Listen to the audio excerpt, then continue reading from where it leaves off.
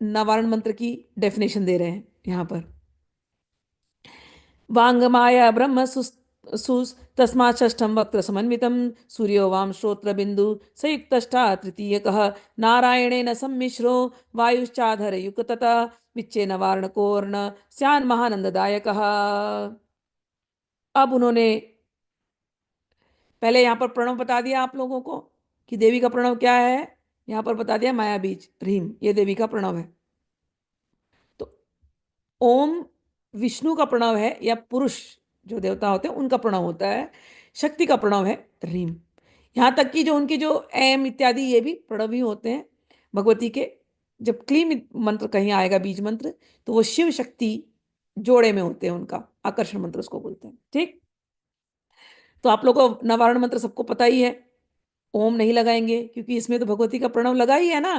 एंग, ह्रीं, क्लीं, वही है ना, ये तो लगा हुआ है। तो एंग तो भगवती सरस्वती की शक्ति, रिंग भगवती भुवनेश्वरी की शक्ति, क्लींग यानी शिव शक्ति, क्लींग यानी कामाख्या की शक्ति, कामेश्वर कामेश्वरी, क्लींग यानी कृष्ण और राधा की शक्ति। जोड़े में है, क्लींग हमेशा जोड़े में है, याद रखना। विष्णु लक्ष्मी की शक्ति, ब्रह्मा सरस्वती की शक्ति। तो ये सारी शक्ति इस एक एक बीज मंत्र में आ जाती है, जोड़ा, हमेशा जोड़ा। और प्रणव यानी भगवती का प्रणव रीम। तो इसलिए नवारण मंत्र में मैंने पहले बता दिया, यहां पर इन्होंने दे दिया वाणी की शक्ति है एंग, माया शक्ति ह्रीं, ब्रह्मसु यानी काम, काम कामेश्वर कामेश्वरी, काम कामनाएं जो हमारी, उसकी शक्ति। भोग और मोक्ष कैसे मिलता है इस मंत्र में, क्योंकि क्लीम जो मंत्र है वो आपकी सारी कामना पूर्ण करने वाला मंत्र है। तो जीते जी आपकी सारी कामनाएं पूर्ण हो, लेकिन आपकी बुद्धि सही हो, इसलिए पहले ही वो बीज मंत्र लगा दिया एंग।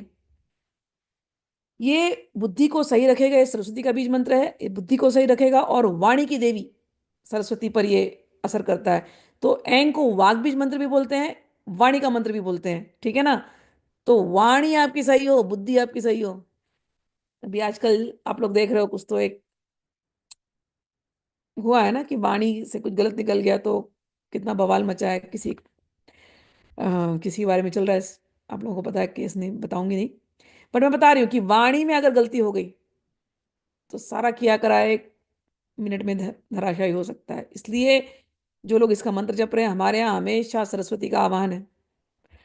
लोग तांत्रिक सब बन रहे हैं, सब लोग भैरव जी को सीधा पूजते हैं और फिर गलतियां करते हैं। क्यों हो रही है? वाणी पर कंट्रोल नहीं। हमारे यहाँ पहले गुरु गणपति, गुरु को पहले याद करना होता है, फिर गणेश जी को याद करना पड़ता है, फिर भैरव को याद करना पड़ता है, फिर देवी को बुलाना पड़ता है। ठीक। तो गुरु पहले, और गुरु रूपिणी देवी ही है।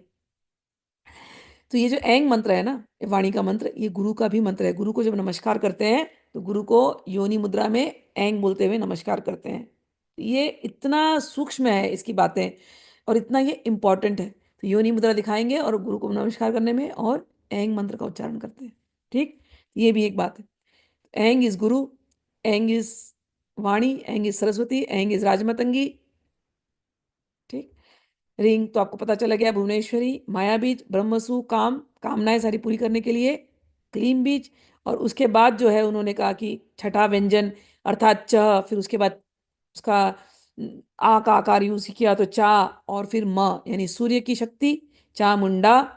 और फिर उन्होंने दक्षिण कर्ण कहा कि राइट, वो कोडेड कर दिया इसको, बट उसका ये जो 20वां जो श्लोक है वो नारायण मंत्र है, उसको पूरे कोडेड रूप में बताया गया है, बट अब कुछ कोडेड है नहीं क्योंकि बुक तो सबके पास अवेलेबल है। इसलिए ये जो एंग रिंग क्लिंग चामुंडा, इसमें सूर्य की शक्ति भी चलती है। और टंकार इसके अंदर आता है, टंकार यानी कि काटने की शक्ति है, टकार, टकार से, और इसमें नारायण की शक्ति भी मिक्स हो जाती है कह रहे हैं। तो सूर्य की शक्ति, सूर्य यानी शिव भी होते हैं, तो सूर्य की शक्ति, नारायण की शक्ति, वायु इत्यादि, यानी जो पंच तत्व देवता महोदय की शक्ति, ये भी इसके अंदर मिक्स हो जाती है। और विच्चे यानी कि काट देने वाला। तो ये ऐसा मंत्र है नारायण मंत्र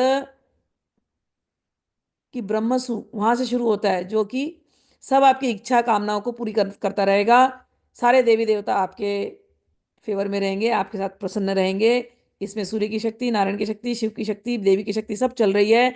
जीवन पर्यंत ये शक्तियां आपको हमेशा आपकी जो भी आपकी प्रॉब्लम से दूर करेंगी और इच्छा पूर्ति करेंगी, और अंत में आपको मुक्ति भी ये देंगी।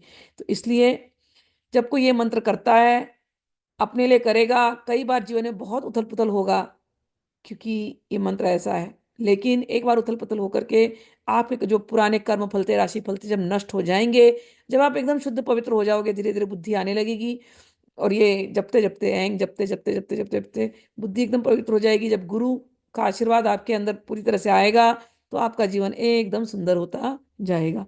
तो इस मंत्र का अर्थ है, हे चित्त स्वरूपिणी महासरस्वती, हे सदरूपिणी महालक्ष्मी, हे आनंद रूपिणी महाकाली, ब्रह्म विद्या पाने के लिए हम सब समय तुम्हारा ध्यान करते हैं। हे महाकाली, महालक्ष्मी, महासरस्वती स्वरूपिणी चंडिके, तुम्हें नमस्कार है। अविद्या रूप रज्जु की दृढ़ ग्रंथि को खोलकर मुझे मुक्त करो। ये है नवारण मंत्र का अर्थ। फिर से पढ़ दो, नवारण मंत्र का अर्थ क्या है? किसको मना रहे हैं नवारण मंत्र में? चित्त स्वरूपिणी सरस्वती, जो मेरे चित्त में है सरस्वती। चित्त क्या है? मन बुद्धि अहंकार। हे चित्त स्वरूपिणी सरस्वती, हे सदरूपिणी महालक्ष्मी, हे आनंद रूपिणी महाकाली, काली का क्या दिया भाव? आनंद देने वाली काली। हे आनंद रूपिणी महाकाली, हम क्यों कर रहे हैं नवारण मंत्र का जप? ब्रह्म विद्या पाने के लिए। ब्रह्म विद्या क्या है? श्री विद्या इज इक्वल टू ब्रह्म विद्या। समझ में आया?